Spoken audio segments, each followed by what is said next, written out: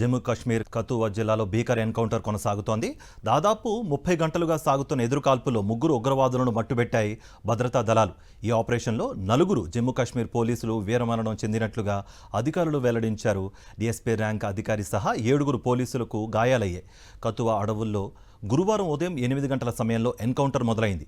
అటవీ ప్రాంతంలో 6 ముష్కరులను నక్కారన్న పక్కా సమాచారంతో special operation group, Jammu Kashmir పోలీసులు సంయుక్తంగా రంగంలోకి దిగి గాలింపు చర్యలు చేపట్టాయి. రాబ్జర్ ప్రాంతంలోని ఝకోలే గ్రామం వద్ద భద్రతా బలగాలు ఉగ్రవాదుల మధ్య పెద్ద ఎత్తున ఎదురుకాల్పులు జరిగాయి. ఎన్కౌంటర్ ప్రాంతంలో సర్చ్ ఆపరేషన్ కొనసాగుతోంది. డ్రోన్లు, జాగిలాలలో అటవీ ప్రాంతాన్ని జల్లెడపడుతున్న దృశ్యాలు ఇప్పుడు మనం స్క్రీన్ పైన చూస్తున్నాం.